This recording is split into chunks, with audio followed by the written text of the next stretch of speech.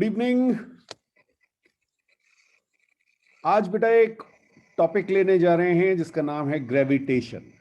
ठीक है, काफी ज्यादा कमांड होता है, छोटा टॉपिक है बट एक क्वेश्चन आपको मिलेगा ही मिलेगा और जनरली आसान क्वेश्चन मिलता है।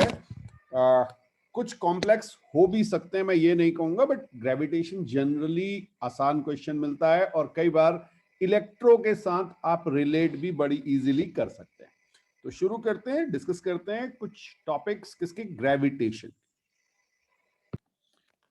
तो अगर हम ग्रेविटेशन की बात करेंगे तो सबसे पहले ग्रेविटेशन में हमने पढ़े थे केपलर्स लॉज। ठीक है, तो इन 3 लॉज पे जनरली लास्ट वाले पे आता है बट आ कहीं भी सकता है।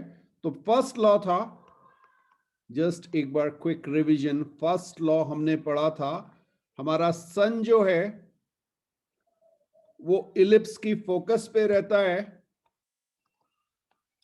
One of the foci. ठीक है, और आपका जो प्लेनेट है वो इलिप्टिकल पाथ में रिवॉल्व कर रहा होता है। ये आपकी कहलाती है मेजर एक्सिस और ये आपकी कहलाएगी माइनर एक्सिस। फाइन, बिल्कुल। और इसमें हमने 2 पॉइंट्स देखे थे, इसको हमने कहा था पी पेरिजी और इसको हमने कहा था अपोजी। क्लियर। सेकंड लॉ जो हमारा था that is law of area. यहां पर हमने आपसे कहा था कि अगर हमारे पास एक इलिप्स है, फाइन, और ये हमारा सन है, हमारे पास एक प्लेनेट है, अगर हम सन और प्लेनेट को एक स्ट्रेट लाइन से ज्वाइन करें तो सेम टाइम इंटरवल में जो एरिया कवर होगा, सेम टाइम इंटरवल में जो एरिया कवर होगा that is exactly same in same time interval in some other region. Okay, इसका मतलब डेल्टा टी टाइम में प्लेनेट अगर P1 से P2 पहुंचा और डेल्टा टी टाइम में P3 से P4 पोजीशन पे पहुंचा है, तो आपका जो ये एरिया येलो कलर से आपको दिखा रहा हूं और ये इधर वाला एरिया, ठीक है, ये एग्जैक्टली सेम होंगे। ये हमने पढ़ा था लॉ ऑफ एरियाज, ये था केपलर्स सेकेंड लॉ। फाइन, इसके लिए हमने एक फॉर्मूला भी डिराइव किया था, इस पे स्ट्रेट क्वेश्चन आपको मिल जाते हैं। dA/dt is L/2m and that is constant. तो इस पे आपके स्ट्रेट क्वेश्चन मिल सकते हैं। L is yes angular momentum and m is mass. ठीक है, और फिर थर्ड लॉ था, थर्ड लॉ हमने आपसे कहा था कि t square is proportional to a cube. Law of time periods था ये, बिल्कुल सही बात है। T square is proportional to a cube, इसकी बात हमने आपसे की थी। तो ये 3 लॉस पे सीधे सीधे क्वेश्चन। एक चीज का जरूर ध्यान दीजिएगा, अगर आपको कुछ भी मेंशन नहीं किया तो आप ऑर्बिट को, हाँ जी, सर्कुलर एज्यूम करेंगे। अगर आपको दिया हुआ है कि स्पीड चेंज हो रही है, वेरी कर रही है, तो ऑर्बिट आपका इलिप्टिकल होगा। अदरवाइज आप सर्कुलर लेंगे और इस पर्टिकुलर कंडीशन में t square is proportional to r cube, ये आपकी कहानी हो जाएगी। फाइन, हाँ, यहां पर ए बेटा जो है ये आपका है सेमी मेजर एक्सिस, हाफ है 2a, 2a होती है ना, ये आपने इलिप्स में पढ़ा होगा, semi major axis. But generally आप इसे क्या करेंगे, अगर सर्कुलर लेंगे तो रेडियस हो जाएगा। क्लियर है, ये थोड़ा सा ध्यान रखिएगा। अच्छा, एक चीज और बेटा, कई बार ना क्वेश्चन इस पे मिलते हैं।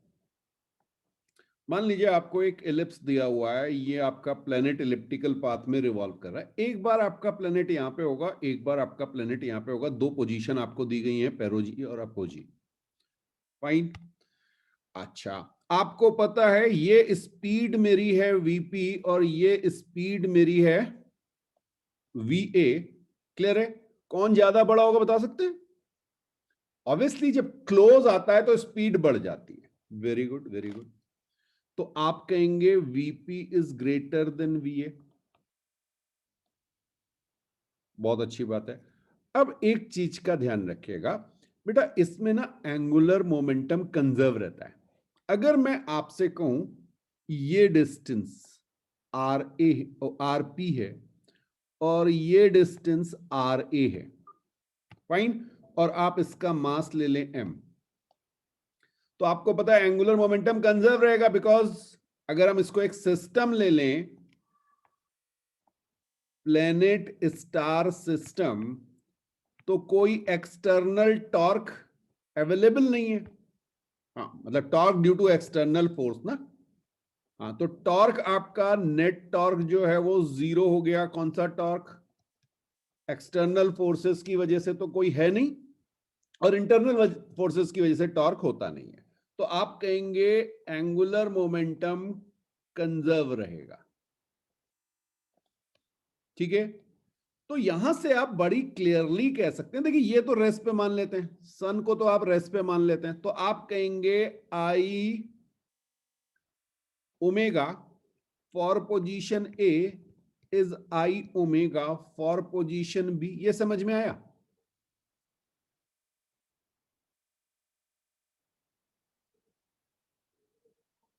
आई omega for position A is equal to I omega for position B. ये ओमेगा ए हो जाएगी बेटा आपकी, और ये ओमेगा बी हो जाएगी, ऐसे कह लीजिए। ओके, आई ए क्या लेंगे? अबाउट सन के अबाउट लेंगे। I A is M R P square. अच्छा सॉरी, मैं ए और बी मैंने लिख दिया, सॉरी सॉरी, ये पी और ए कर दीजिएगा, पी और ए कर दीजिए, सॉरी, अपोजी और पेरिजी कर दीजिए ना, ए बी पोजीशन नहीं, यहां पे मैंने पी लिया। Okay, omega P P omega A A, ऐसे कर दें। बिल्कुल, यहां पे आप ऐसे भी कर सकते हो, I P I A. Okay, चलिए, हाँ अब यहां पे लिख लीजिए, आई ए क्या हो जाएगा? M A R A square, और आई बी क्या हो जाएगा? M R B square. Is it clear? तो यहां से आपके पास एक इक्वेशन हो गई, M R A square omega A is equal to M R P square omega P. ये समझ में आ रहा है? मास तो सेम है इसलिए ये कैंसिल हो गया, तो एक इक्वेशन तो ये आ गई बेटा आपकी, फाइन। और बिल्कुल आप v a is equal to r omega लिख सकते हैं, नहीं लिख सकते हैं? इसी तरह से v p is equal to r p omega p लिख सकते हैं। क्यों लिख सकते हैं, जल्दी बता दीजिए मुझे। बिल्कुल बेटा, यहां पे आपके पास जो एंगल है दैट इज 90 डिग्री, और कहीं के लिए तो इतने आराम से नहीं लिख पाएंगे क्योंकि एंगल आएगा, बट यहां के लिए आप लिख सकते हैं। तो बिल्कुल देखिए, यहां पे आपका फॉर्मूला क्या बन जाएगा? ये आपका आ जाएगा v a are a is equal to v p r p, ऐसे लिख दूं? ये दोनों फॉर्मूले ध्यान रखना बेटा, ठीक है? तो यहां से अगर मैं आपसे कहूं कि V A by V P is R P by are A, एक तो मेरा ये फॉर्मूला आ गया, और दूसरा फॉर्मूला ओमेगा ए के लिए आया है, omega a by omega p is equal to, देख लीजिए क्या आ रहा है, r P square by R A square. यहां से मैं ये भी कह सकता हूं कि omega a by omega p is equal to v A by v p का होल स्क्वायर।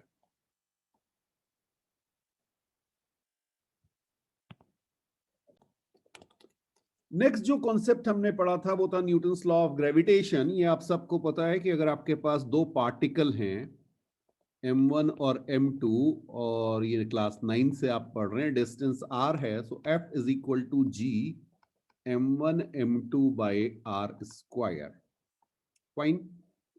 बट ये ध्यान रखिएगा, ये आप फोर्स के मैग्नीट्यूड की बात करते हैं। जब आप इसे वेक्टर फॉर्म में लिखते हैं तो ये आपका हो जाता है -G(m1m2) by r³ into position vector r। ठीक है।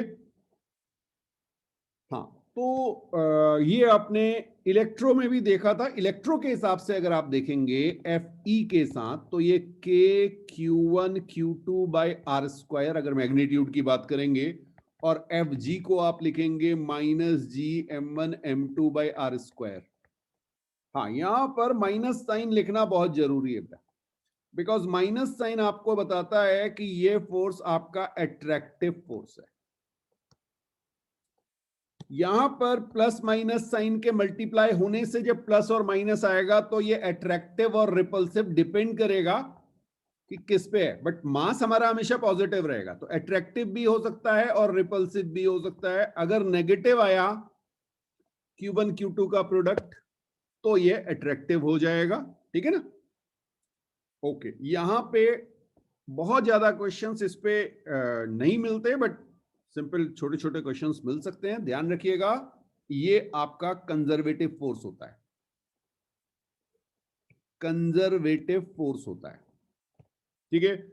और एक और चीज, न्यूटन शेल थ्योरम पे कई बार क्वेश्चन मिल जाते हैं स्टेटमेंट वाले। तो न्यूटन शेल थ्योरम कहती थी कि अगर आपके पास यूनिफॉर्म शेल है, यूनिफॉर्म शेल, तो वो आउटसाइड जो फोर्स लगाएगा, आउटसाइड के लिए कंडीशन थी whole mass is assumed at centre. ठीक है, उसके बाद फोर्स निकाल लेंगे। और इनसाइड के लिए कंडीशन थी F इज इक्वल टू 0। तो कोई भी शेल अगर उसके अंदर कोई पार्टिकल है, कहीं पर भी हो सकता है बेटा, ये M1 M2 कहीं पर भी है, इन पे कोई भी फोर्स एक्सर्ट नहीं करेगा, नेट फोर्स। ठीक है, छोटे छोटे सेक्शन जरूर कर रहे होंगे, ये सेक्शन कर रहा होगा, इधर वाला सेक्शन कर रहा होगा, ये भी सेक्शन कर रहा होगा, सारे सेक्शन इस पे फोर्स इंसर्ट कर रहे होंगे, बट नेट फोर्स आपका क्या आ जाएगा, 0। तो यहां से हमारा न्यूटन शेल थ्योरम, और इस पे बेस्ड हमने 3 क्वेश्चन किए थे। जब आप इस पे सबसे ज्यादा क्वेश्चन आपको मिलेंगे। हाँ, अर्थ ग्रेविटेशनल एक्सेलरेशन। ठीक है, तो acceleration due to gravity, acceleration due to gravity, इस पे सबसे ज्यादा क्वेश्चन मिलते हैं बेटा। ये आपका जी की बात हो रही है। तो यहां पे हमने आपको याद करने के लिए 3 पोजीशन दी थी। एक हमने कहा था जी सरफेस, एक हमने कहा था जी इनसाइड, या इसको हमने जी डेप्थ लिख दिया था डी, और एक हमने कहा था जी एच। और ये तीनों फॉर्मूले आपको याद होने चाहिए। तो अगर आप जी सरफेस देखेंगे तो ये आपका हो जाता था g M by R E square, ये अर्थ के लिए है। यहां पर एम ई अर्थ का मास है और आर ई अर्थ का रेडियस। क्लियर है। अब हम बात करते हैं जी एच की, हाइट एच पे। तो हमारा फॉर्मूला आ गया था g M e by R E plus H whole square, यही था क्या। ठीक है, बिल्कुल। इसको आप इस वे में लिख सकते थे, G surface R E by R E plus H whole square. Fine. और फिर हमने आपको एक फॉर्मूला दिया था जी डेप्थ का। तो ये हमारे पास आया था जी मास इनसाइड अपॉन आर स्क्वायर, जहां आर ये डिस्टेंस था। ठीक है, ओके। इसको जब हमने सॉल्व किया था, आर को आप यहां पे लिख सकते हैं, r is equal to R E minus d. एक तो ये फॉर्मूला था। ठीक, दूसरा आप इसको क्या कर सकते थे, G surface 1 minus D by are E. ये फॉर्मूले आपको याद होने चाहिए। स्ट्रेट क्वेश्चन इस पे मिल सकते हैं। तो at depth, at height h, और जी सरफेस। बिल्कुल, ये हमने अर्थ के लिए निकाला। आप किसी भी प्लेनेट के लिए इसमें मास ऑफ अर्थ की जगह मास ऑफ प्लेनेट और रेडियस ऑफ अर्थ की जगह रेडियस ऑफ प्लेनेट अप्लाई कर सकते हैं। प्लीज ध्यान रखिएगा, जब भी आपको मास ना दिया हो, स्टार के साथ लिख लीजिए।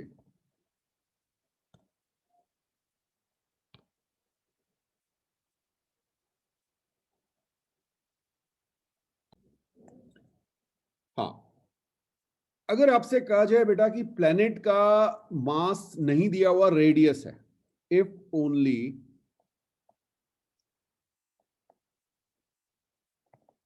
radius of planet and density is given, तो यहां पे बेटा सबसे ज्यादा गड़बड़ी होती है, ये मैंने आपको पहले भी बताया हुआ है, ठीक है। तो यहां पे देखिए, ये फॉर्मूला आपका क्या बन जाएगा, जी सरफेस की अगर आप बात करेंगे तो G 4/3 pi R planet whole cube into density by radius of planet whole square. Clear है? तो यहां से आपका G S is proportional to radius of planet आ जाएगा, and G surface is proportional to density. Check कर लो बेटा इसको, ये बहुत इंपॉर्टेंट है। अगर मास ने, हाँ मास कांस्टेंट कह दिया, तब वो आर के इनवर्स स्क्वायर लॉ को फॉलो करेगा, ठीक है। बट प्लेनेट के लिए अगर आप बात करेंगे स्मॉल जी की, तो वो रेडियस के डायरेक्टली प्रोपोर्शनल आएगी, ये थोड़ा सा ध्यान रखिएगा।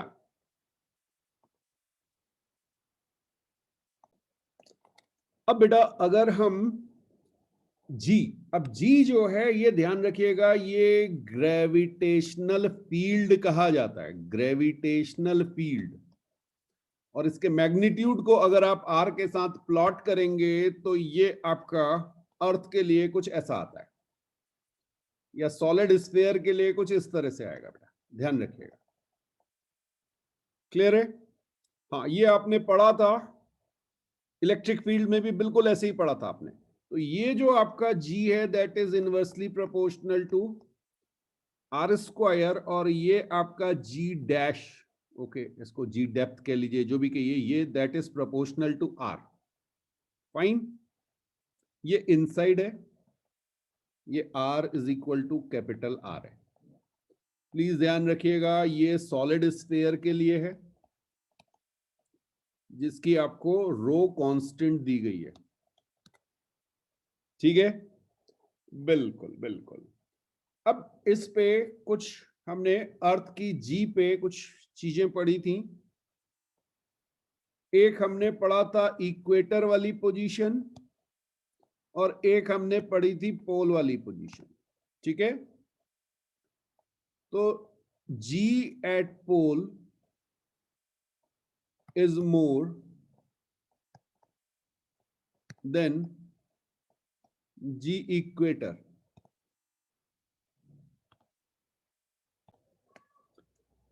ओके, तो इसके पीछे दो रीजन थे। रीजन वन था radius at pole is less than radius at equator, 20 kilometre का डिफरेंस है। इक्वेटर पे 6400 किलोमीटर और पोल पे 6380, यही तो है ना, फ्लैटेंड है पोल्स पे, रेडियस थोड़ा सा कम है, ठीक है। ओके, तो इक्वेटर पे जी की वैल्यू कम हो जाएगी। साथ में दूसरा जो रीजन था, रीजन टू जिसे हम कहते हैं, ये इंपॉर्टेंट है बेटा, ये था due to rotation, due to rotation. और अगर आपको रेडियस का डिफरेंस नहीं दिया है, तो पोल और इक्वेटर पे जो डिफरेंस आता है उसे आप हमेशा इस रीजन की वजह से ही निकालते हैं, ठीक है। और वो ध्यान रखिएगा, उसे आप कहते थे G equator is equal to G surface minus R omega square.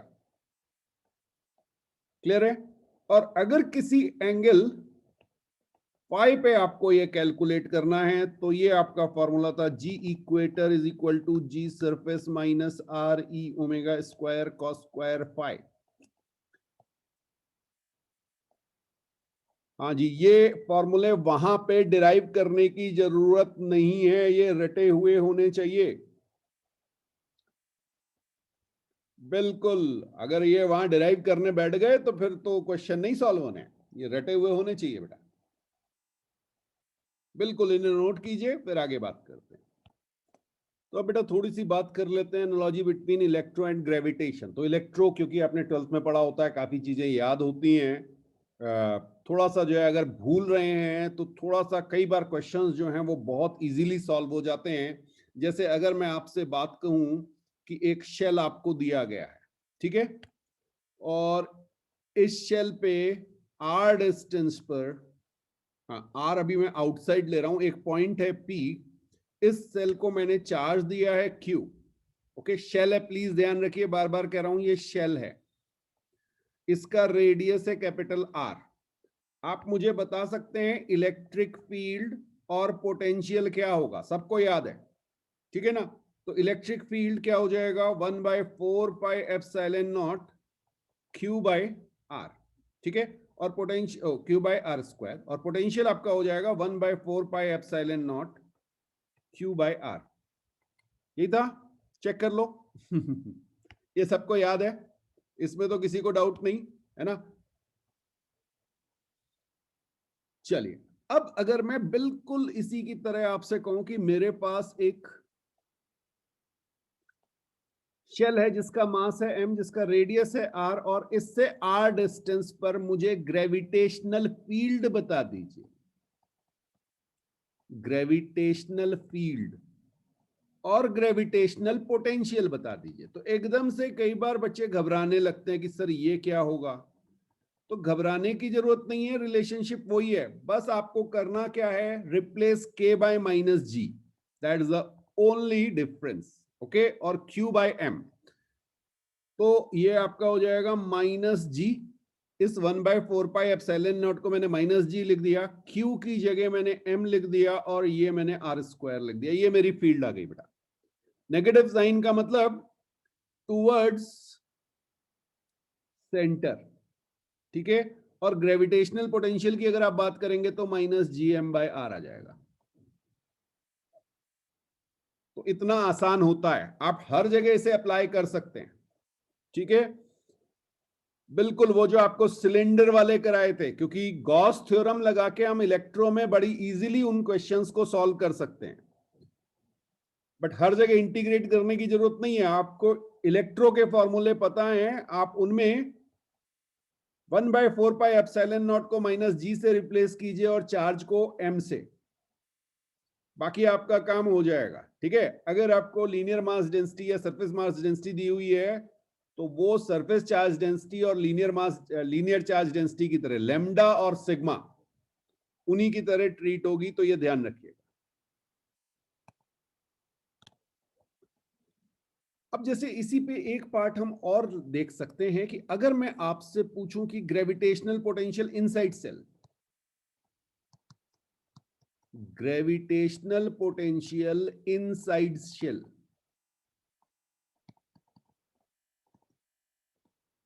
ठीक है। तो बिल्कुल ग्रेविटेशनल पोटेंशियल के बारे में आपने बहुत ज्यादा नहीं पढ़ा, लेकिन आपको पता है कि v surface is equal to v inside. अगर अंदर कोई चार्ज नहीं है, ये शेल के लिए ये ट्रू था, तो यहां पर ग्रेविटेशनल पोटेंशियल इनसाइड शेल क्या हो जाएगा, जो आपका सरफेस पे है, फाइन। बट अगर ये सॉलिड स्फीयर होता तो ध्यान रखिएगा, इस पे स्ट्रेट क्वेश्चन आपको मिल सकता है।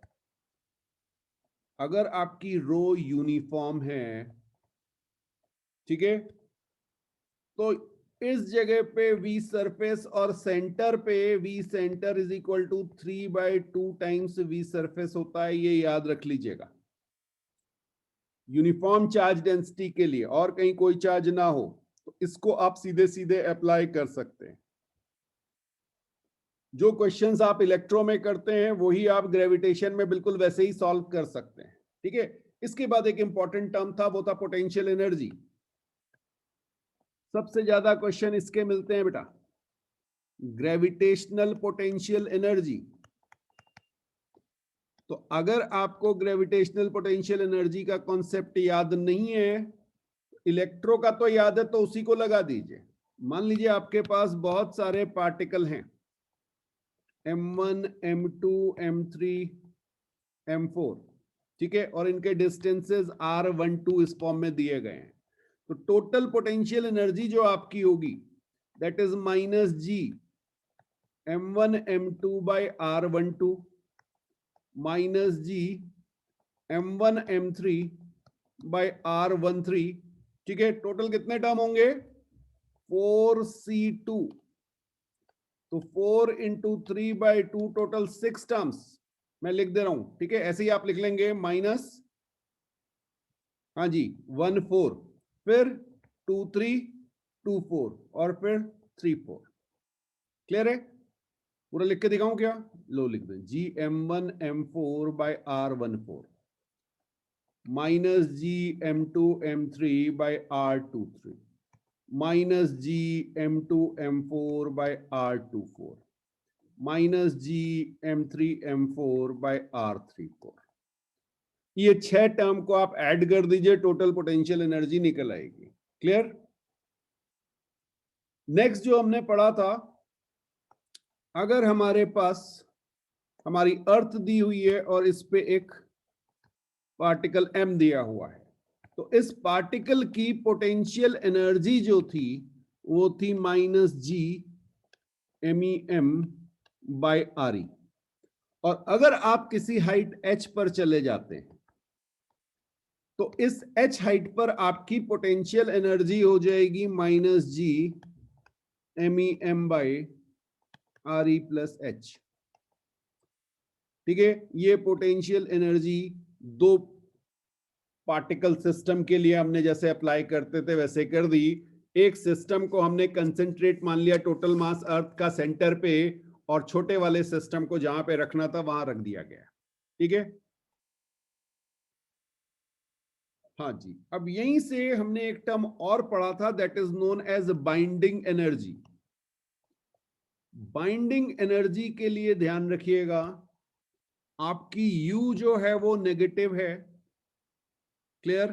काइनेटिक एनर्जी आप निकालेंगे U plus K, that is your mechanical energy, and if mechanical energy is negative, अगर आपकी मैकेनिकल एनर्जी नेगेटिव है तो आप कहेंगे मॉड ऑफ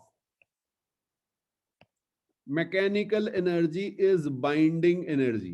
प्लीज ध्यान रखिएगा, पॉजिटिव वाले को मत कह दीजिएगा। बाइंडिंग एनर्जी पॉजिटिव आएगी, लेकिन होगी क्या?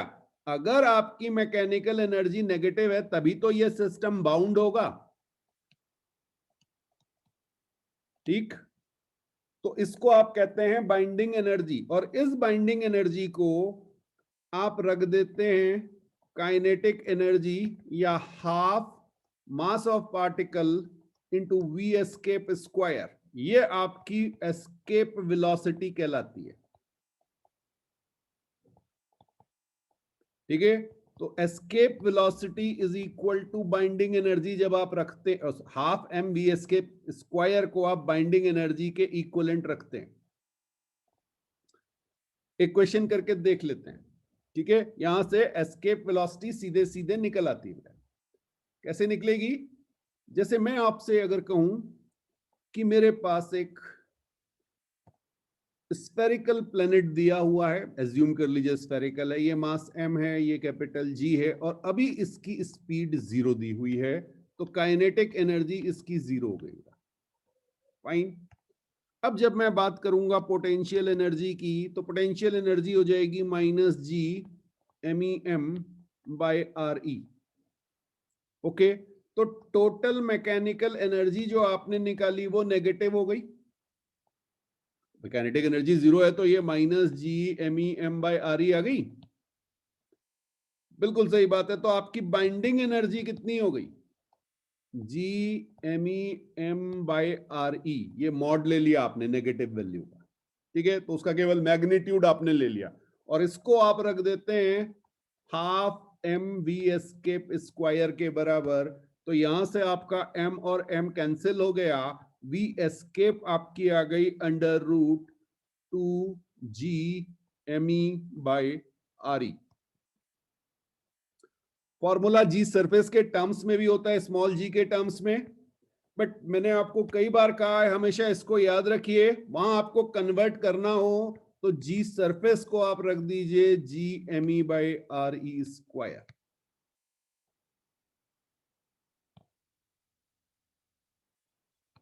हाँ, लेकिन उसको याद रखने में बड़ी गड़बड़ होती है। √2GRE जब आप याद रखते हैं तो ये भी पता होना चाहिए जी कहां का लिया हुआ है। तो बेटर है कि आप इस फॉर्मूले को याद रखें बेटा। मैं आपको ये सजेस्ट करूंगा हमेशा GME के टर्म्स में याद रखिए, क्योंकि ये दो चीजें आपकी जनरली कांस्टेंट होती हैं। ठीक है, हाँ, स्मॉल जी के टर्म्स में, क्योंकि जी वेरी कर रहा होता है इसलिए गड़बड़ होती है। एक और चीज आपको यहीं पे दिखाना चाहता हूं। मान लीजिए इसी केस में मैंने आपसे कहा कि मेरे पास इसकी वेलोसिटी मुझे u दी गई है। ठीक है, हाँ, मास m है, ये आपको अर्थ दी हुई है, MERE रेडियस दिया हुआ है। अब आपको बताना है कि बाइंडिंग एनर्जी क्या है,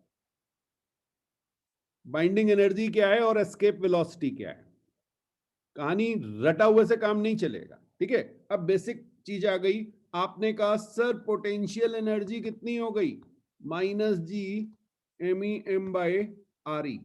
काइनेटिक एनर्जी कितनी हो गई, ½ MU²। टोटल मैकेनिकल एनर्जी कितनी हो गई, एक सारे स्टेप लिखेंगे, -GMEM/RE प्लस ½ MU²। कोई बताएगा बाइंडिंग एनर्जी कितनी हो गई। अगर ये नेगेटिव है, if negative, then binding energy is GMEM/RE -½ MU²। ठीक है, और ये आपका हो जाएगा GMEM/RE -½ चेक कर लो भाई।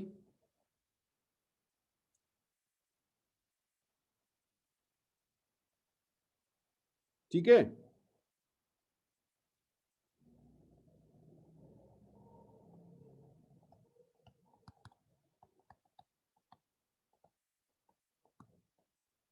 ये इक्वेशन बनेगी। जल्दीबाजी में कुछ इधर उधर मत करना।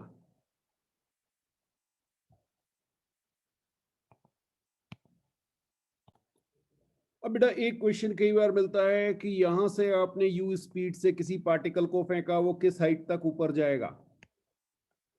हाँ, यहां पर फ्री फॉल मत लगा देना, बिकॉज यहां पर g वेरिएबल है। ठीक है, है तो फ्री फॉल, लेकिन वो जो a कांस्टेंट या g कांस्टेंट वाली जो इक्वेशन थी ना, फ्री फॉल की इक्वेशन से मतलब है कि v = u + at, s = ut + ½ at², वो वाले फॉर्मूले नहीं लगेंगे। अब यहां पर ये एक लाइन में क्वेश्चन सॉल्व होते हैं। इस पोजीशन पे potential energy plus kinetic energy, और यहां पर potential energy plus kinetic energy, ये दोनों इक्वल होंगे अगर आप एटमॉस्फेयर को नेग्लेक्ट कर रहे हैं तो। और जनरली हम एटमॉस्फेयर को कंसिडर नहीं करते। ठीक है, तो ये ध्यान रखिएगा। तो यहां पर बड़े आराम से आपका फॉर्मूला क्या बनेगा, -GMEM/RE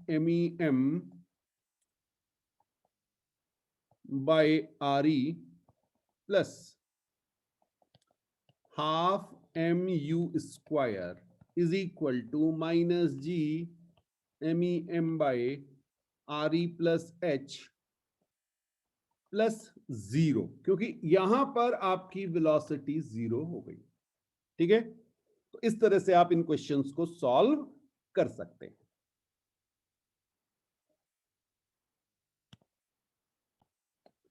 नेक्स्ट जो क्वेश्चन आपको मिलते हैं, ये सैटेलाइट पे क्वेश्चन मिलते हैं। सपोज आपको एक प्लेनेट दिया गया है। ठीक है, इस प्लेनेट के अराउंड ये आपका सैटेलाइट रिवॉल्व करेगा।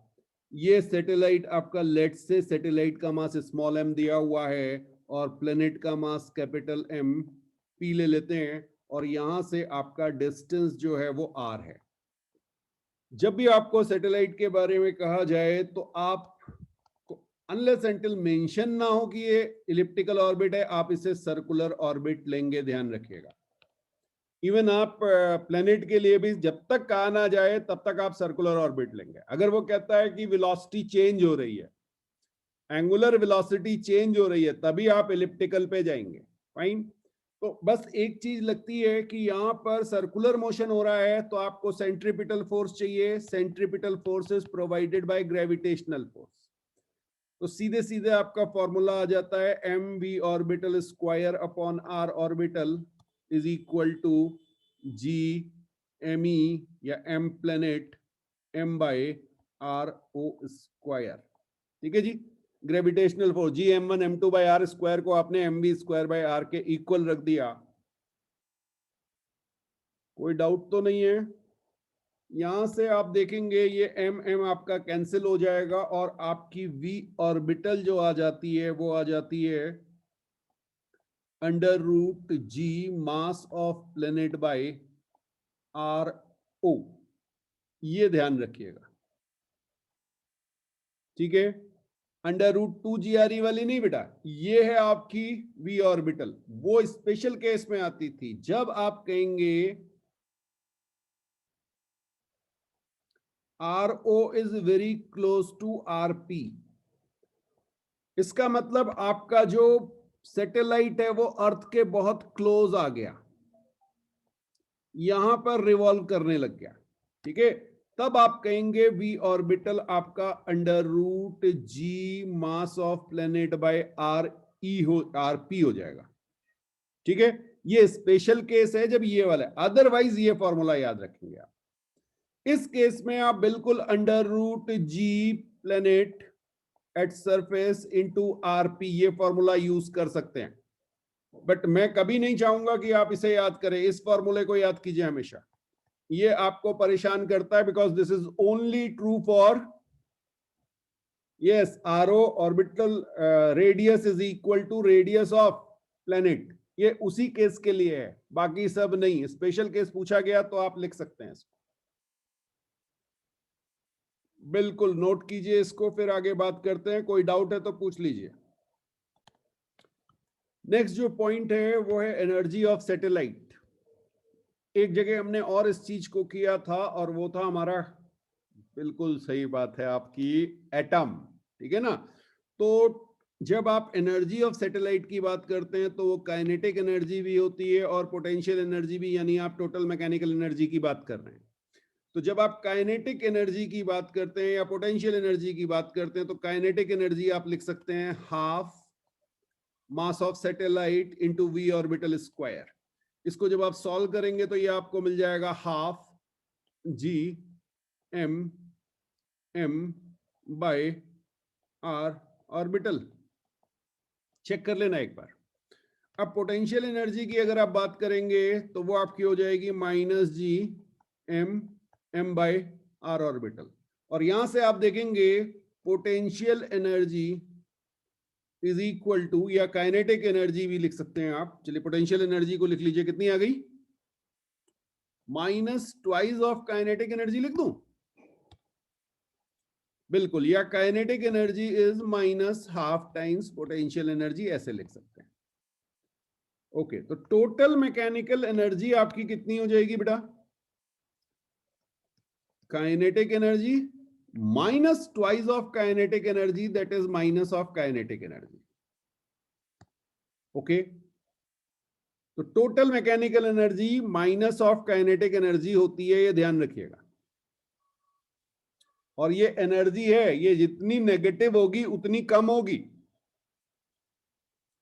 हाँ, यहां पर पॉजिटिव नेगेटिव खेल में आएगा। ठीक है।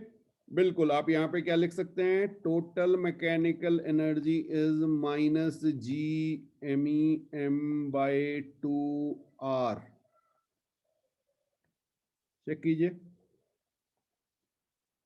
आइए। अच्छा, फिर ऐसे याद रखिएगा,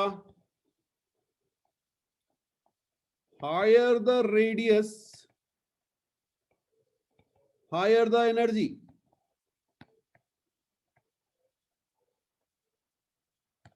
higher the radius higher the energy, समझ में आया?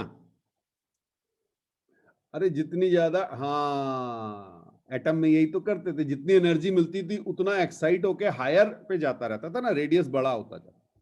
अच्छा, अगर मैं कहूं higher the radius higher the energy, what about kinetic energy?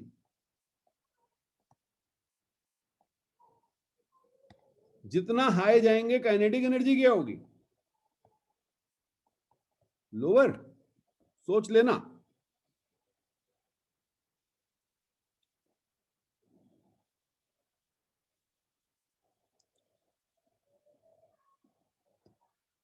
Negative है ना, नेगेटिव।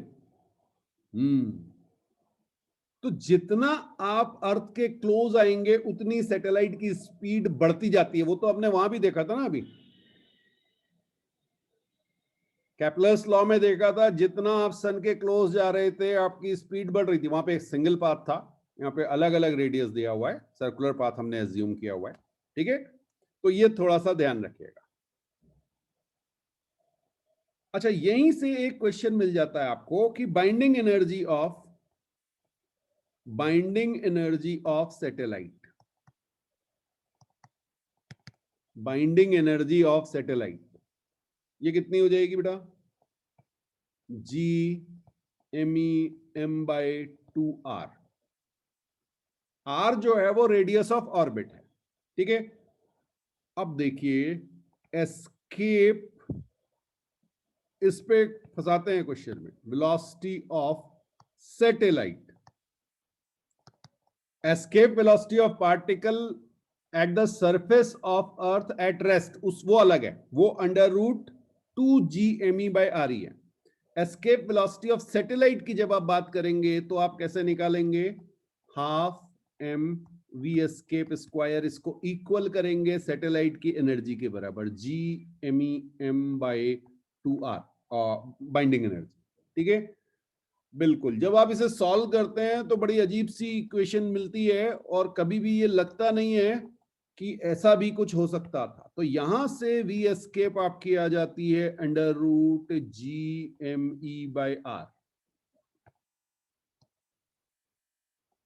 और ये किसके बराबर है? वी ऑर्बिटल के।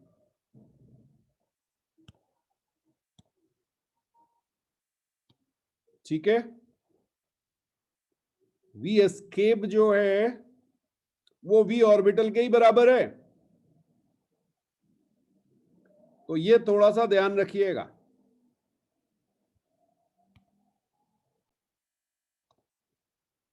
तो बेटा अब डिस्कस करते हैं क्वेश्चंस जो जेईई मेंस 2020 में आए हुए हैं। पहला क्वेश्चन है, the value of the acceleration due to gravity is g1 at height h is equal to r/2। r is radius of earth from the surface of earth. Okay, h जो है वो surface of अर्थ से height दी हुई है। It is again equal to g1 at depth d below the surface of earth, the ratio of d/r equals. तो ये बहुत ही सिंपल क्वेश्चन, एक बार आप ट्राई कीजिए, फिर डिस्कस करते हैं। तो बेटा ये फॉर्मूला बेस्ड है। अगर आप देखें जी एच का फॉर्मूला, तो ये आपका होता है G surface RE/RE plus H whole square. Fine, अब एच आपको दिया हुआ है RE/2, तो आप यहां पे चाहें तो फॉर्मूला रख सकते हैं RE/RE plus RE/2 whole square. Please ध्यान रखिएगा, जब फॉर्मूला बेस्ड हो तो कैलकुलेशन बड़े आराम से किया कीजिए। तो ये आप देखेंगे 4/9 g सरफेस, क्या ये आ रहा है? चेक कर लो भाई।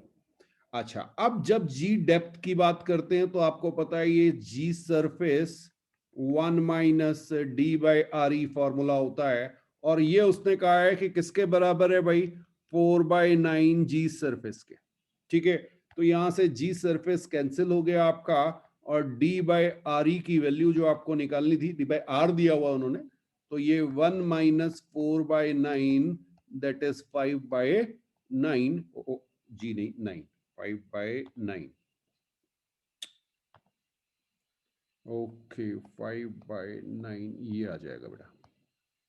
तो 5/9 अगर कोई ऑप्शन है, बिल्कुल सी ऑप्शन आपके पास है, यही आपका आंसर है। ठीक है, चलिए नेक्स्ट क्वेश्चन देखते हैं। A box weighs 196 Newton on a spring balance at the North Pole. it weight recorded on the same balance if it is shifted to the equator is close to. Okay. अब बेटा हुआ क्या कि आपने पोल से equator पे shift कर दिया, ठीक है। तो यहां पे कहीं रेडियस की कोई बात नहीं कही है, रेडियस ऑफ अर्थ दिया हुआ है, रेडियस ऑफ पोल और इक्वेटर नहीं दिया हुआ, यानी आप रेडियस ऑफ अर्थ को कांस्टेंट ले लेंगे इक्वेटर और पोल पे। तो अब आपको पता है कि जी की वैल्यू भी दे दी बेटा 10 मीटर पर सेकेंड स्क्वायर, ठीक है। तो weight at equator is m into G equator and weight at pole is equal to m into G pole, ये आपका आ गया, ठीक है। और आपके पास एक फॉर्मूला होता है G equator is equal to G pole minus R omega square. Clear है? तो ये बहुत आसान सा क्वेश्चन है, बिल्कुल आप यहां पे रख देंगे W equator is equal to W pole minus M R omega square, ये आपका हो जाएगा, ठीक है। अब आपको वैल्यू यहां पे दी गई है 196, ये तो पोल पे तो दी गई है। m जब आप निकालेंगे तो 196 बाय 10 कर देंगे तो m आपका 19.6 आएगा। r की वैल्यू आपको गिवन है 6400 into 10 to the power 3। Omega earth is 2 pi by 24 into 60 into 60, ये आपकी ओमेगा हुई और इसको स्क्वायर करेंगे। तो भाई सारा खेल कैलकुलेशन का था। हाँ, अब कैलकुलेशन करना पड़ेगा बेटा, इस पे कोई चीज नहीं, और बहुत क्लोज वैल्यू दी है तो बहुत अप्रोक्सीमेशन आप ले नहीं सकते, तो बढ़िया से कैलकुलेशन करना पड़ेगा। और ये आपका आंसर मेरे ख्याल से 195.32 न्यूटन आना चाहिए। बिल्कुल, मैंने तो कैलकुलेटर से कैलकुलेट कर लिया, यस। लेकिन आपको तो बेटा कैलकुलेटर का यूज की परमिशन नहीं है, तो आप बिल्कुल इसको मल्टीप्लाई करेंगे और सॉल्व करके ये आंसर निकालेंगे, ठीक है। नेक्स्ट क्वेश्चन है, consider two solid spheres of radii r1 is equal to 1 meter and r2 is equal to 2 meter and masses m1 and m2 respectively. The gravitational field due to sphere 1 and 2 are shown. Okay, आपको एक graph दिया हुआ है, उसमें gravitational field और radius का graph है। तो m1 by m2 की वैल्यू आपको बतानी है। बहुत ही आसान क्वेश्चन है, एक बार कोशिश कीजिए, फिर मैं डिस्कस करता हूं। तो अगर यहाँ पे आप देखेंगे बेटा, तो आपको पता है कि ग्रेविटेशनल फील्ड G जो है उसका फॉर्मूला है capital G m by R square, ठीक है। अब अगर मैं फर्स्ट वाले की बात करूं तो फर्स्ट वाले के लिए मुझे G की वैल्यू, फर्स्ट वाला ये रहा बेटा, G की वैल्यू दी हुई है 2, ओके। और 2 इज इक्वल टू मैं लिख सकता हूं G m1 बाय 1 स्क्वायर, और दूसरे वाले में मुझे वैल्यू दी हुई है 3 सेकंड के लिए, और सेकंड को मैं लिख सकता हूं 3 is equal to G m2 by, और ये जो मेरा रेडियस है ये 2 स्क्वायर यानी 4 हो जाएगा। फाइन, बस इसको डिवाइड कर दीजिए। तो जब आप इसे डिवाइड करेंगे तो जी से जी कैंसिल हो जाएगा, आपको m1 बाई m2 की वैल्यू मिल जाएगी। तो ये आपका जाएगा 4m1 by m2 is equal to 2 by 3, और यहां से ये 4 इधर जाएगा और इसको आप कैंसिल करेंगे तो 1/6 आंसर आ जाएगा। ये रहा आपका आंसर।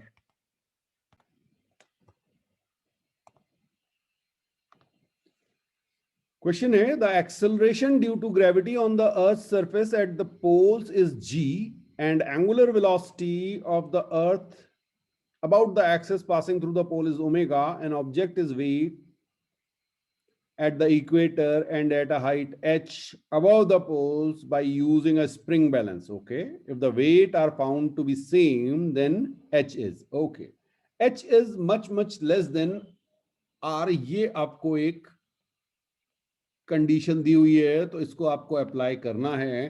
बिल्कुल कोशिश कीजिए, फिर डिस्कस करते हैं। अब बेटा क्वेश्चन में ये कहा गया है कि इक्वेटर पे हाइट और हाइट h पे वेट बराबर है, ठीक है। इसका मतलब g equator is equal to g at height h, तभी तो वेट बराबर होगा ना, मास तो सेम रहता ही रहता है। ओके, अब जब अब बात करेंगे जी इक्वेटर क्या होता है बेटा, G surface minus R E omega square ये होता है। अब यहां पे आर दिया हुआ है तो आप आर ही मत लिखो, आप खाली आर लिख दो, तो ये आपका एक आ गया। ठीक है, अब बेटा जब आपके पास फॉर्मूला है G H is equal to G surface R E by R E plus H whole square. अब कहानी क्या दी हुई है, कहा यह गया है कि h is much much less than R E. तो जब आप इस तरह की कोई कंडीशन दी हो तो आप इसको ऐसे लिखते हैं, आप इसको लिखेंगे 1/1 plus h by are E whole square. Clear है? ये क्यों लिखा गया, क्योंकि मैं इस पे बाइनोमियल लगाने जा रहा हूं, h by are E is much much smaller than 1 हो जाएगा, तो ये आपकी कंडीशन आ जाएगी। अगर आपको याद हो, ये मैंने आपको सॉल्व करा के बताया था, G S is equal to 1 minus 2h upon R E. अब यार अगर तुम इसको देखोगे तो जी एच यहां पे मैं लिख रहा हूं, G S minus R omega square is equal to G S minus 2h G S upon R, ये लिख सकता हूं, है ना? अब यहां से जीएस और जीएस कैंसिल हो गया, तो यार बचा क्या फिर? अब तो आसान हो गई चीजें, R omega square is equal to 2h G S upon R, ये हो गया। तो h की वैल्यू क्या आ गई, R square omega square by 2g। है कोई ऑप्शन ऐसा, h is equal to are square omega square by 2g? A option आपको बिल्कुल ऐसा ही दिया हुआ है।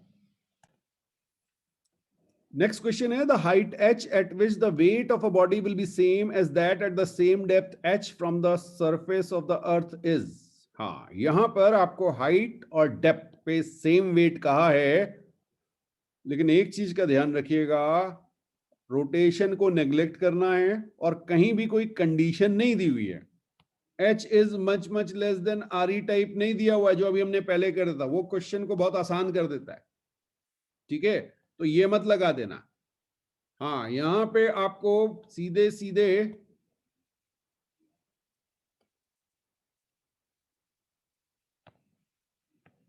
फॉर्मूले को सॉल्व करना होगा। तो आप क्या लिखेंगे, G H is equal to G depth, और डेप्थ कितनी, एच दी हुई है, सेम डेप्थ मतलब सेम हाइट। ठीक है, ओके, तो जी एच आपको पता है बेटा, G surface R E by R E plus H whole square is equal to G surface 1 minus D की जगह एच लिख दूं, एच बाय आर ई। ये फॉर्मूला आपका बन जाता है, ये कैंसिल हो गया। अब इसको आपको सॉल्व करना है और h की वैल्यू निकालनी है। तो अब बेटा इसको अगर आप सॉल्व करने की कोशिश करेंगे तो ये सिंपली आपकी हो जाएगी R E square by R E plus H whole square is equal to R E minus H by are E. Clear है? तो आप इसको मल्टीप्लाई कर दीजिए, ये आर ई क्यूब इधर आ जाएगा, यहाँ पे आर ई plus H whole square into R ई माइनस एच ऐसे आ जाएगा। और पूरी इक्वेशन को आप सॉल्व करेंगे तो आप देखेंगे कि आर ई कैंसिल हो जा रहा है। ठीक, और जब आप इसको सॉल्व करेंगे तो ये क्वाड्रेटिक इक्वेशन बनेगी, और उस क्वाड्रेटिक इक्वेशन से आपका आ जाएगा h is equal to √5 minus 1/2 r, ये आपकी वैल्यू आ जाएगी, और ये वैल्यू है आपकी फर्स्ट वाले ऑप्शन की। ठीक है, मैंने सॉल्व नहीं किया क्वाड्रेटिक, ये आपका होमवर्क है। नेक्स्ट क्वेश्चन है, on the axis and at a distance x from the origin, the gravitational field due to a mass distribution is given by ax by x square plus a square to the power 3/2 in the x direction. The magnitude of gravitational potential on the x-axis at a distance x, taking its value to be 0 at infinity, is। Okay, देखिए कई बार ना ये चीजें याद होती हैं। अगर आप याद करें कि ऐसा हमने कहां पर किया था, इलेक्ट्रिक फील्ड में किया था कहीं, यहाँ ग्रेविटेशनल फील्ड दी हुई है, अगर ये टर्म आपको याद आ गया तो बहुत आसान है आपके लिए। तो आपको अगर वो पता है कि उसमें पोटेंशियल क्या होगा तो सीधे सीधे भी आप कर सकते हैं इसे, ठीक है। और क्या बात है, रिंग की एक्सिस में एक्स डिस्टेंस पर, तो जल्दी से मुझे बता दे कि यहां पर आंसर क्या आना चाहिए। भाई ये तो आपको याद आ गया कि रिंग की एक्सिस पे एक्स डिस्टेंस पर इलेक्ट्रिक फील्ड ये थी, तो यहां पर पोटेंशियल क्या होता था, रिलेट कर लो उससे। ये देखो, ये रेडियस ए दिया हुआ था, ये रेडियस ए था, पोटेंशियल ऐसे आएगा। अगर पूरा चार्ज क्यू है तो K Q by under root X square plus A square, ऐसा आंसर आना चाहिए। और इलेक्ट्रिक फील्ड जो आपकी आई थी वो के क्यू एक्स करके कुछ आई होगी, ठीक। हाँ, अगर इससे है तो आप बिल्कुल इससे बड़े आसानी से ये आंसर निकाल सकते हैं। लेकिन अगर आपको ये नहीं पता तो आप कैसे करेंगे। तो देखिए, सपोज आपको नहीं समझ में आ रहा है, मैं वो मेथड भी आपको बता दूं, क्योंकि जरूरी नहीं बेटा सबको स्ट्राइक कर जाए। तो आप कहेंगे इलेक्ट्रिक फील्ड ये आपकी सेम होती है, आप इसे लिख देंगे A X by X square plus A square to the power 3/2। Clear है? अच्छा, अब अगर आप देखें यहां पे तो आपको पता है कि minus D V by D X is equal to E होता है। बिल्कुल, बहुत अच्छे, देखिए आंसर आ रहे हैं, बिल्कुल सही आंसर है बेटा, बिल्कुल सही आंसर चल रहे हैं आपके। मैं सॉल्व करके भी दिखा दूं आपको बाकी लोगों को, ठीक है। Minus D V by D X is equal to E, ये आपने रख दिया यहां पर, यहां से आपको मिल जाएगा, आपको निकालना क्या बेटा, okay, DV is equal to minus E D X, integrate करेंगे, ठीक है। अब इंटीग्रेशन के लिए कहां से कहां, तो उसने कहा आप इंफिनिटी से आए एक्स पे, इंफिनिटी पे पोटेंशियल जीरो है, यहां पे आपको पोटेंशियल निकालना है। तो ये आपका सिंपली हो जाएगा v is equal to minus E की वैल्यू आपको गिवन है, ई की वैल्यू आप यहां पे रख देंगे A X by X square plus A square to the power 3/2 integration, हाँ यहां पे इंफिनिटी टू एक्स dx, ये आपका फॉर्मूला आ जाएगा, ये आपको इंटीग्रेट करना है। और आप चाहें तो इसका बड़ा सिंपल सा तरीका होता है कि x square plus A square को आप टी स्क्वायर ले लीजिए, ठीक है। तो ये आपका इंटीग्रेट होके बड़े आसानी से आ जाएगा, इंटीग्रेशन इन्फिनिटी टू, ओके, यहाँ पे टी की लिमिट आ जाएगी तो टी मेरी आ जाएगी under root A square plus X square, और यहाँ पे मेरा आ जाएगा ए, देखिए यहां से 2x dx is equal to 2t dt, तो x dx is equal to t dt लिख देते हैं, और नीचे आपका आ गया टी क्यूब, फाइन। तो ये t से यहाँ पे टी स्क्वायर बन गया, इसको आप बड़ी इजीली इंटीग्रेट कर सकते हैं, माइनस साइन बाहर था आपका, इसको यहाँ पे लगे रहने देंगे। अब जब आप इसे इंटीग्रेट करेंगे तो ये आपका आ जाएगा a by T limit infinity to under root A square plus X square, ठीक है। और आपका आंसर आ जाएगा a by under root A square plus X square. ऐसा कोई ऑप्शन दिख रहा है आपको? बिल्कुल, यहाँ पे ये दिख रहा है डी, बट ये आपको यहीं से क्लियर हो रहा था बेटा। अगर आपको वो चीज याद थी तो आपको इतना सब मेहनत करने की जरूरत नहीं थी। तो इस तरह के क्वेश्चंस आपको कई बार मिलते हैं कि आप उन्हें बड़ी आसानी से सॉल्व कर लें। नेक्स्ट क्वेश्चन में आपको मास डेंसिटी गिवन है, the mass density of a planet of radius r varies with the distance r from its centre as rho r is equal to rho naught 1 minus r square r by capital R square, then the gravitational field is maximum at, ठीक है। यानी ये बात कर रहा है जी inside की,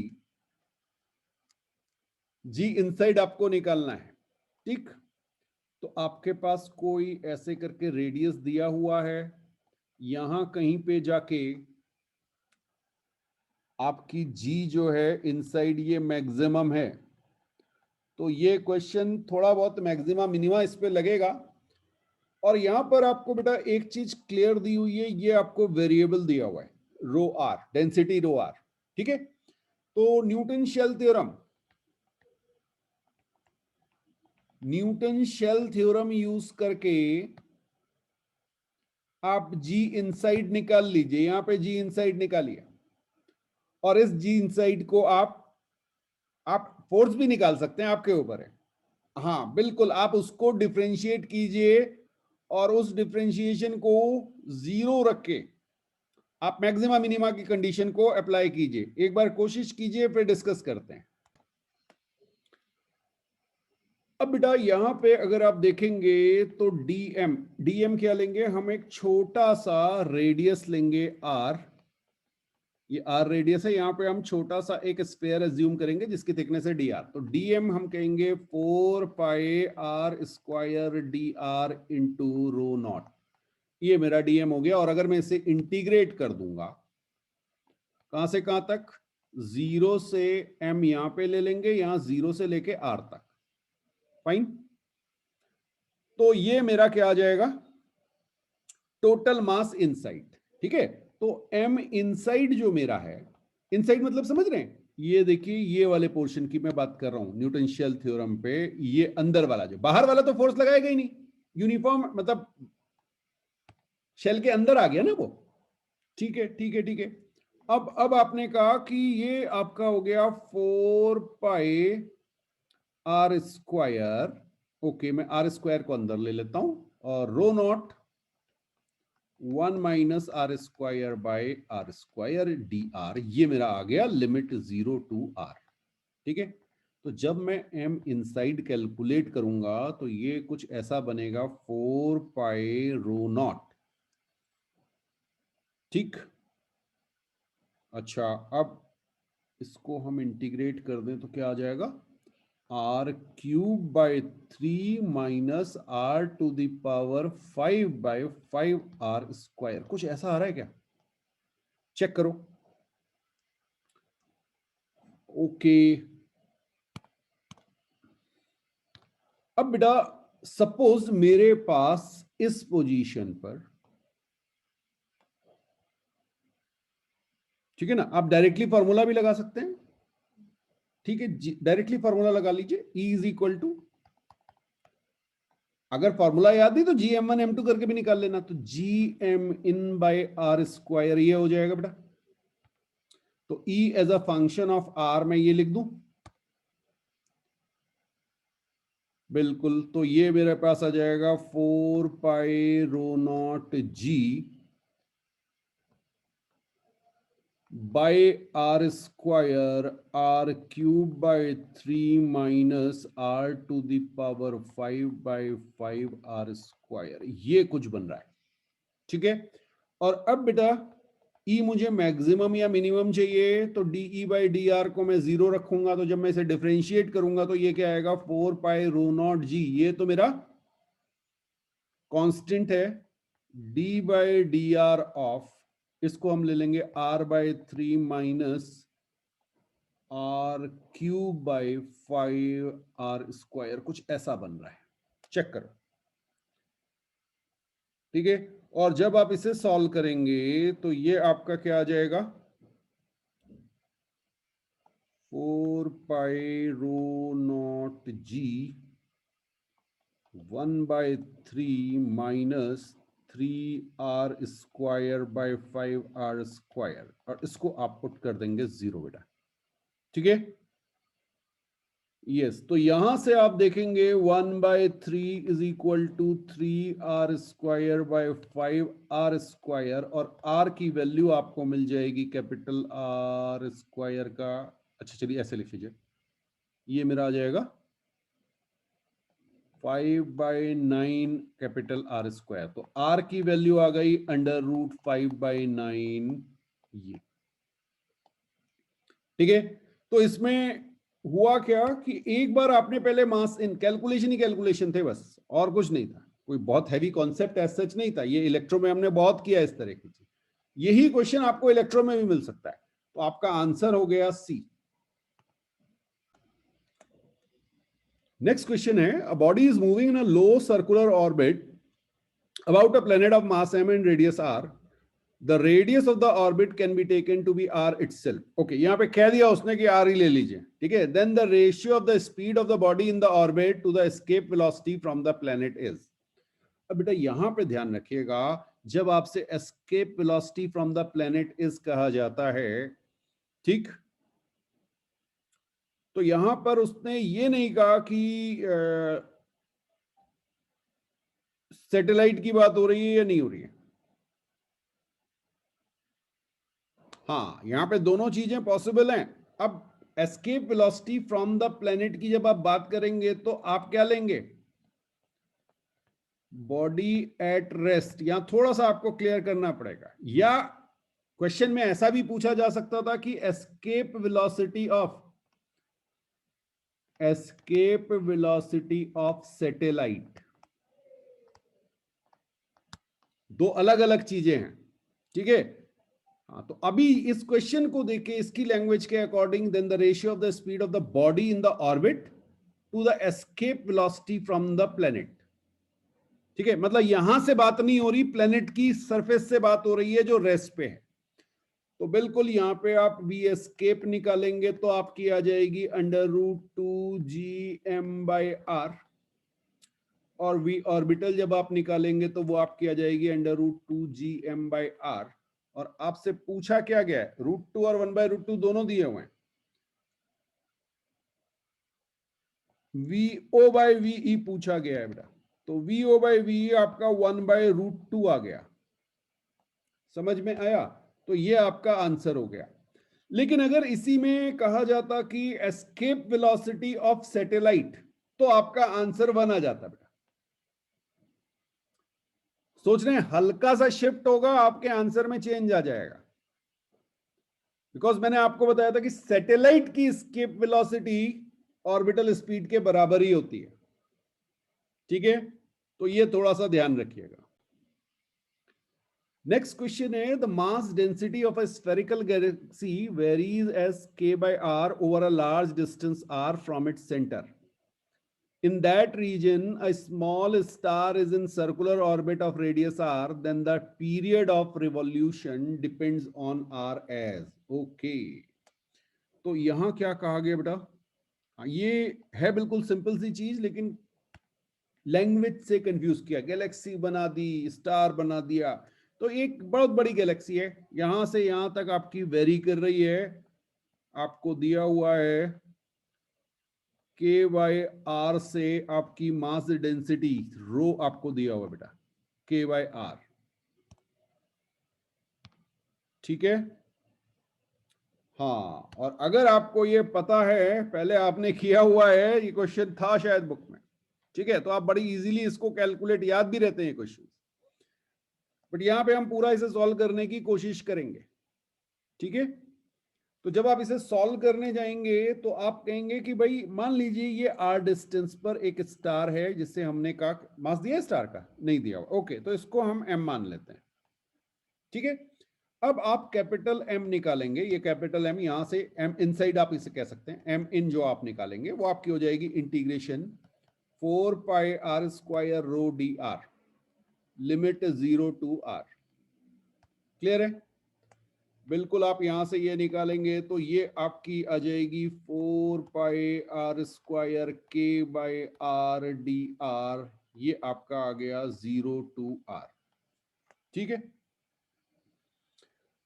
यहां से आपने सॉल्व किया तो ये आपका 2πr² k, क्या ये आ रहा है, ये आपका मास इनसाइड आ जाएगा बेटा, 2πr² k, ये आपका मास इनसाइड आ गया, ठीक।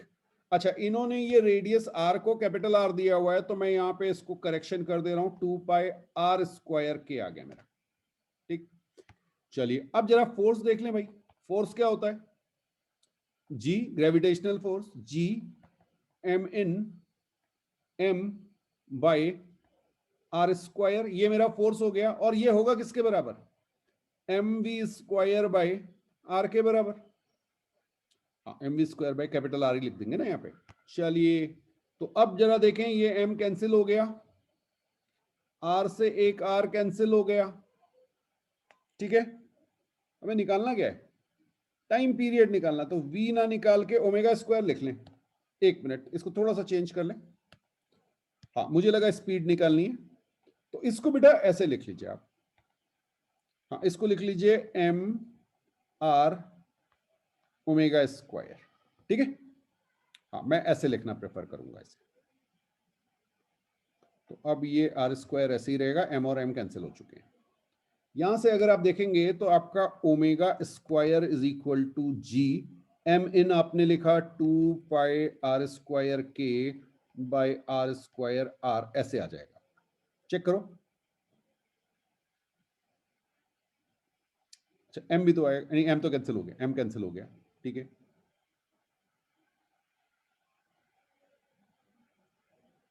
ठीक है, आर स्क्वायर से ये कैंसिल हो गया, तो यहां से आपको मिल गया omega square is proportional to 1 by R. और आपको पता है omega is inversely proportional to T, या T is inversely proportional to omega, जैसा भी आप कहना चाहें। तो आप डायरेक्टली कह सकते हैं T square is proportional to R. ये आपका आंसर हो गया, ये रहा आपका answer, T square is proportional to R, that is D. Planet A has mass m and radius r. Planet B has half the mass and half the radius of planet A. If the escape velocity from the planet A and planet B are VA and VB respectively, then VA by VB is equal to n by 4. The value of n is. एक बहुत आसान question, कोशिश कीजिए, फिर discuss करते हैं। अब बेटा इस क्वेश्चन को अगर हम देखेंगे तो यहां पर बड़ा आसान सा क्वेश्चन है, लेकिन इसमें एक गलती जनरली होगी। VA by VB is equal to under root 2GMA by RA। Escape velocity का पूछा है ना, under root 2GMB by RB, ऐसे आप लिखेंगे।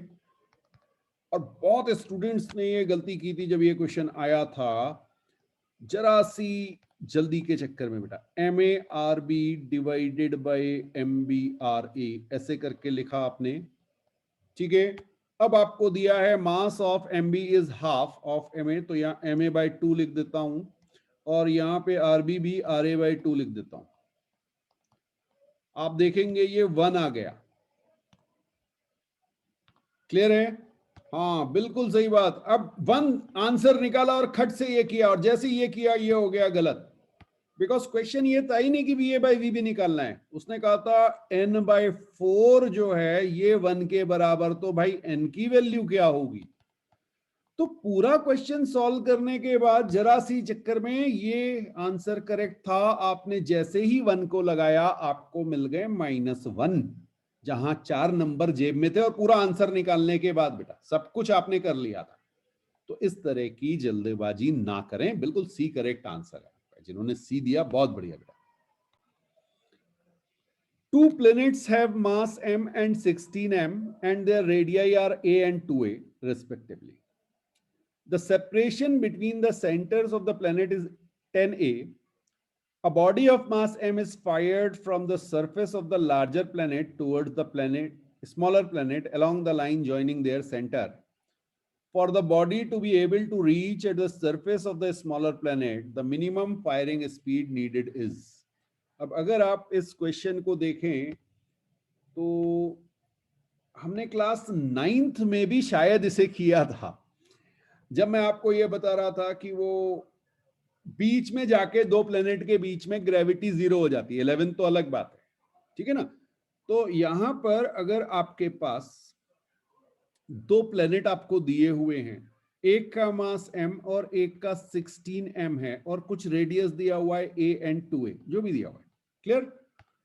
और इनके बीच का स्ट्रेट डिस्टेंस जो है सेंटर टू सेंटर वो आपको दिया हुआ है 10a, और आपसे कहा गया कि मिनिमम किस स्पीड से यहां से फेंकें कि ये यहां तक सरफेस तक पहुंच जाए, ठीक है। तो देखिए इसमें होगा क्या, एक्चुअल में आप कई बार स्टूडेंट क्या करते हैं, यहाँ की पोटेंशियल टोटल मैकेनिकल एनर्जी और यहाँ की डिफरेंस ले लेते हैं, ऐसा नहीं करना आपको, ठीक है। हाँ बेटा, इसमें एक पोजीशन ऐसी आएगी कहीं पे जहां पर आपकी ग्रेविटी 0 होगी। अब समझिएगा, जब आप इस पोजीशन को मान लीजिए आपने यहां से फेंका, इस पोजीशन पे अगर ये वेलोसिटी इसकी 0 हो गई तो ये वापस चला जाएगा। बट अगर इसने इस पोजीशन को क्रॉस कर लिया और यहां पे आके इसकी वेलोसिटी 0 हुई, तो m का ग्रेविटेशन इसे पुल करने लगेगा। ये कितनों को बात समझ में आई? Once you cross this position, इस पोर्शन में ग्रेविटी m की ज्यादा, तो आपको इसे केवल यहां तक पहुंचाना है। बस पूरे क्वेश्चन में यही एक कॉन्सेप्ट था। मंगलयान वाला, बिल्कुल सही बात आपने कह दी, ठीक है। ओके, तो जब आप इसकी बात करते हैं तो पहले आपको ये पोजीशन निकालनी पड़ेगी, ठीक। Let's say this position is x from 16m, तो ये आपकी हो जाएगी 10a माइनस एक्स। क्लियर है?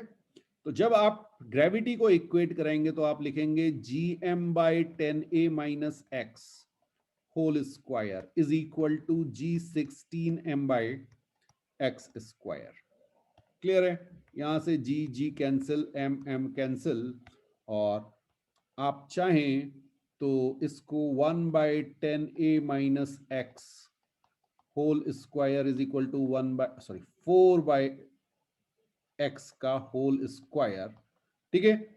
और आप इसे सॉल्व कर सकते हैं, और जब आप इसे सॉल्व करेंगे तो आपको यह समझ में आएगा कि x की वैल्यू आपकी कितनी आ जाएगी बेटा, x की वैल्यू आ जाएगी 8a। देखिए वैसे भी आप कर सकते थे इसको, 8a आ जाएगी, 4:1 के रेशियो में होगा, तो 16m से 8a डिस्टेंस तक आपको ये देखना है, ठीक है। अब पहला पार्ट तो ये हुआ, पहले तो आपने ये निकाल लिया।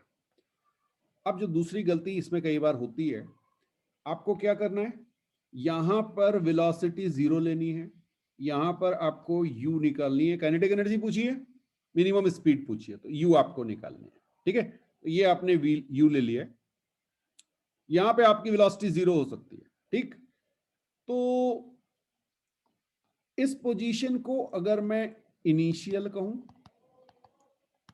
और इस पोजीशन को मैं फाइनल कह रहा हूं, तो यहां पर मैं पोटेंशियल एनर्जी और काइनेटिक एनर्जी लिख रहा हूं। फाइनल काइनेटिक एनर्जी 0 है, initial kinetic energy half mu square है। पोटेंशियल एनर्जी आप जल्दी से मुझे बताइए क्या होगी। हाँ, खुद से कैलकुलेट कीजिए, फिर मैं लिख रहा हूं, थोड़ा सा टाइम देखिए आप सही लिख रहे हैं या गड़बड़ करते हैं, क्या गलती होती है फिर बताता हूं मैं आपको। इनिशियल पोजीशन पे पोटेंशियल एनर्जी पहले लिख लीजिए। हाँ हो गई, लिख लें तो मुझे बता दीजिएगा, फिर मैं लिख दूंगा तो आप चेक कर लेंगे। बिल्कुल बिल्कुल। तो देखिए यहां पर पोटेंशियल एनर्जी होगी -g16m, अगर मास m है, ठीक है। हाँ, 6g-16m बाय 2a। कितने लोगों ने ये लिखा है? और जितने लोगों ने ये लिखा है वो गलत लिखा है। साथ में आएगा -g अरे भाई इसकी वजह से भी तो होगा, वहां से इनफाइनाइट डिस्टेंस थोड़ी है, तो -g बाय ये कितना आ जाएगा 8a। कुछ समझ आया? और फाइनल पोटेंशियल एनर्जी की बात करेंगे तो फाइनल पोटेंशियल एनर्जी आएगी -g16m by 8a -g by ये डिस्टेंस है आपका 2a। ये समझ में आया? चेक करो जरा।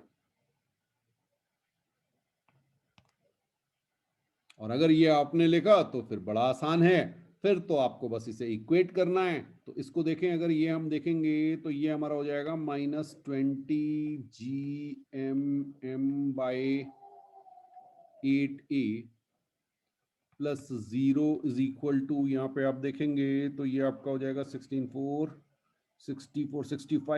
-65 gm by 8a plus half M you square, कुछ ऐसा बन रहा है बेटा मेरे पास। तो हाँ, एक बार चेक कीजिएगा, क्योंकि बिल्कुल ये हाफ है, ये हाफ है। ओके, तो यहां से जब आप सॉल्व करेंगे तो ये आपका बन रहा है half u square is equal to, इसको इधर ले आए तो ये आपका आ जाएगा 45 GM बाई 8a। इसको कैंसिल करें तो ये 4 आ जाएगा। तो u की वैल्यू आपकी आई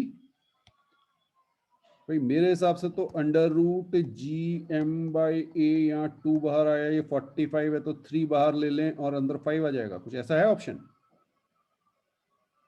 3/2 अंडर रूट 5 GM/a, बिल्कुल कोई ऑप्शन दिख रहा है ऐसा? ये रहा option D.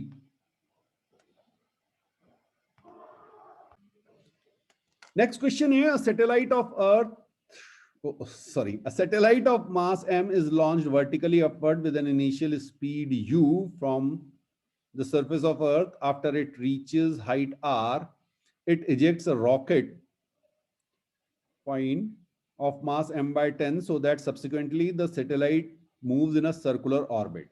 The kinetic energy of the rocket is, okay, ये बढ़िया क्वेश्चन है, ठीक है ना। ये टाइम टेकिंग भी था और इसमें कॉन्सेप्ट भी बढ़िया से लगने थे। तो अगर हम इसको सिंपल वे में देखें तो सपोज ये हमारे पास एक, पहले तो इसको विजुलाइज करना जरूरी है, ये हमारे पास एक प्लेनेट दिया हुआ है। इस प्लेनेट से हम एक सैटेलाइट को थ्रो करते हैं, ठीक है। जब ये h हाइट पे जाता है तो इस पोजीशन पे हमें सपोज यहां से u स्पीड थी, यहां पे कुछ v स्पीड हो गई, क्लियर है। वो स्पीड हम निकाल सकते हैं कंजर्वेशन ऑफ मैकेनिकल एनर्जी से, क्लियर है।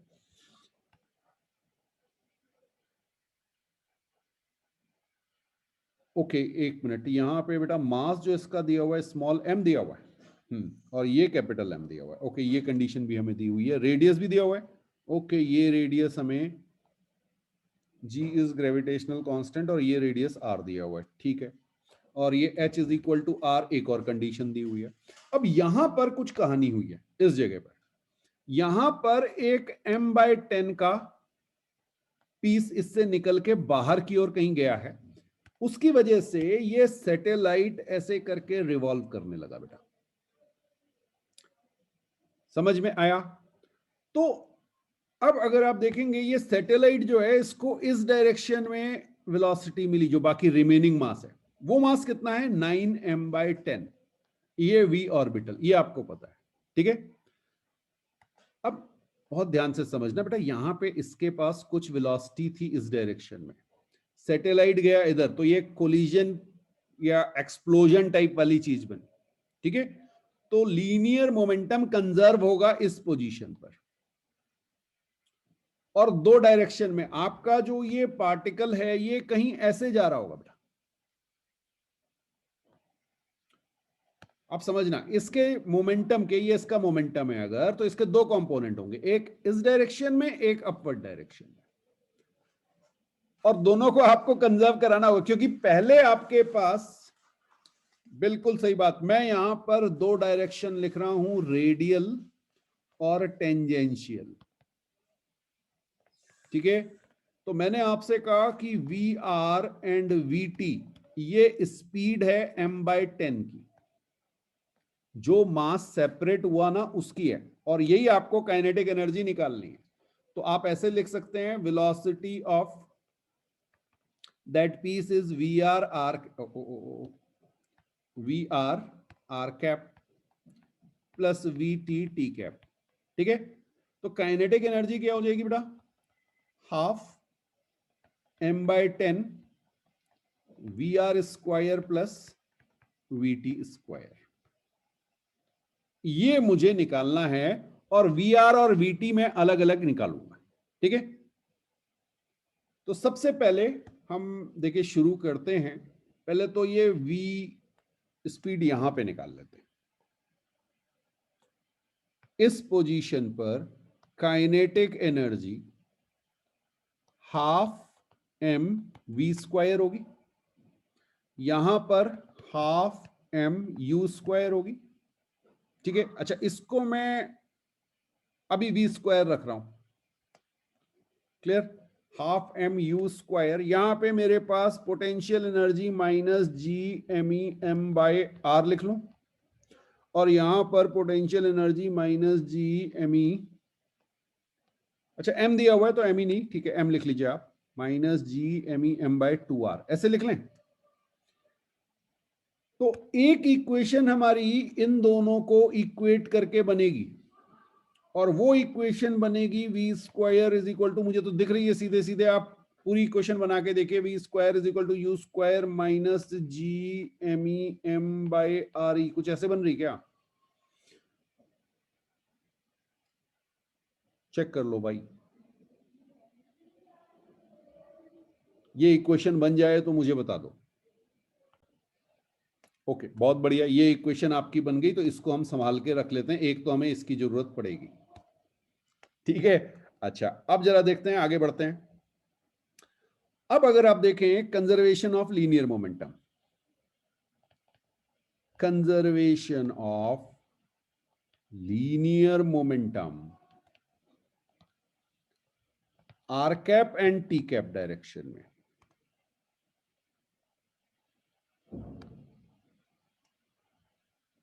अच्छा अच्छा अच्छा, बिल्कुल सही, किसी ने सही पॉइंट आउट किया कि m तो कैंसिल हो गया, सॉरी सॉरी सॉरी, m ये कैंसिल हो चुका है, बिल्कुल सही कह रहे हैं, ठीक है, हाँ m कैंसिल हो चुका, ओहो ये m ही कैसे कैंसिल हो गया, ये m कैंसिल हो चुका है बेटा, सॉरी कहाँ चला गया, ये वाला m, हाँ तो v square is equal to you square minus G M E by are E आ गया, ओके बिल्कुल सही कहा आपने, ठीक है थैंक यू। अब बेटा जब आप बात करेंगे आर कैप और टी कैप में, तो जरा देखते हैं पहले आर कैप में, आर कैप मतलब रेडियल डायरेक्शन में, ठीक है, तो एक्सप्लोजन से पहले आपके पास मास था m, आपकी वेलोसिटी थी v, that is equal to, अब आप देखिए आपके पास कौन सा कंपोनेंट रह गया, m/10, ठीक है, m/10 vr, ये समझ में आया, ये हमारी सेकेंड इक्वेशन बनी। रेडियल डायरेक्शन में मतलब ये जो डायरेक्शन है ना, ये ब्लू कलर से आपको, चलिए एक डिफरेंट कलर यूज कर लें, रेड कलर से, ये डायरेक्शन, ये रेडियल डायरेक्शन, तो इसमें ये जो पार्टिकल आपका सेपरेट हुआ है ना m/10 वाला, इसका एक कंपोनेंट आप इधर ले लेंगे, ये आपका m/10 इंटू वी आर आ जाएगा, बहुत बढ़िया। और दूसरा अगर आप देखेंगे तो नेट मोमेंटम आपका टेंजेंशियली क्या था, जीरो, वो तो एक्सप्लोजन की वजह से उधर चला गया ना, तो वो क्या आ जाएगा 9/10m into v orbital, that is equal to m/10 into v tangential, ये समझ में आया। ये अगर दो इक्वेशन आपको, बस इसमें सारा कहानी यही थी,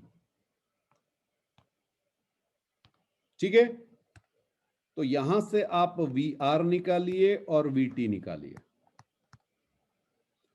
और इस वी आर और वी टी की वैल्यू को आप इस जगह पे रख दीजिए, ठीक है, तो आपकी काइनेटिक एनर्जी निकल आएगी, तो यहां से आपकी आएगी kinetic energy is equal to half m/10, अब मैं वी आर स्क्वायर यहां पे रख देता हूं, देखिए m से m कैंसिल हो गया, ये मेरे पास आ गया 10v square plus v t में देखूंगा तो ये मेरे पास आ गया 81v0 स्क्वायर, कुछ ऐसा बन रहा है, ठीक है, और v स्क्वायर की वैल्यू हमें पता है, तो ये मेरे पास आ गया m/20 10 u square minus G M E by are e, okay, plus 81v orbital square, कुछ ऐसे बन रहा है बेटा, चेक कीजिए जरा कहीं कुछ गड़बड़ तो नहीं हुई है, हाँ गड़बड़ हुई है शायद, बिल्कुल ये 10v का होल स्क्वायर है, तो यहाँ पे 100 आ जाएगा मेरे पास, तो अब मैं इसको देखूं तो m/20 100 u square minus 100 g M E by R E plus 81 v orbital square. अच्छा, वी ऑर्बिटल निकालनी पड़ेगी। वी ऑर्बिटल आपकी है √GM/2r। ओके, तो वी ऑर्बिटल स्क्वायर आपकी हो गई यहाँ पे GM/2RO। ये लिख दूं? बिल्कुल कुछ इस तरह से आपकी ये बनेगी। और जब आप इसको सॉल्व करेंगे तो ये आपकी आ जाएगी m/20 100u² माइनस, ओहो, चाहिए r है, ठीक है, GM/r कॉमन ले लिया तो 200 माइनस 119 आ रहा है क्या? ओके, कोई ऑप्शन ऐसा है? हाँ, डी ऑप्शन है बेटा, 119 GME/r, ऐसा कुछ बन रहा है, ठीक है। अच्छा, इन्होंने 100 भी बाहर ले लिया, तो एक 100 और बाहर ले लिया, तो यहाँ पे 5m(u² माइनस 119 GM/r, कुछ इस तरह की इक्वेशन बन रही है। जो मुझे ऑप्शंस दिख रहे हैं उसमें कुछ इस तरह से इन्होंने चेंज किया हुआ है। अच्छा, नीचे 2r भी आएगा, ओके, 2 भी है, 2 भी है बेटा, यहाँ पे 2r है, तो ये आपका 200r आ रहा है। ये ऑप्शन आपका दिख रहा है कहीं, है कोई? बिल्कुल ये वाला ऑप्शन रहा, डी, ठीक है। तो 5m(u² माइनस 119 GM/200r, तो ये एक बढ़िया क्वेश्चन था, टाइम लेने वाला, और वहां पे आए। अगर टाइम ज्यादा लग रहा है तो ऐसे क्वेश्चन को बिल्कुल लास्ट में अटेम्प्ट करें। बिल्कुल सही बात है, पुराने एडवांस के क्वेश्चन के आंसर भी याद होते हैं कई बार, ठीक है। तो वो आपसे कहा गया था कि एडवांस के पुराने क्वेश्चन कई बार आपको याद होंगे, और पुराना आया हुआ क्वेश्चन एग्जैक्टली सेम मिल सकता है। हर बार मिलेगा ये गारंटी नहीं है, सारे क्वेश्चन मिलेंगे ये भी कोई गारंटी नहीं है, लेकिन कुछ क्वेश्चंस आपको मिलते हैं जो आपकी बुकलेट में हैं, या जो पुराने एडवांस के आए हुए क्वेश्चंस हैं, कई बार आपको बताया गया। तो चलिए फिर आज के लिए काफी है, नेक्स्ट टाइम में मिलेंगे नेक्स्ट टॉपिक के साथ। तब तक के लिए शुभ रात्रि, बाय बाय, गुड नाइट।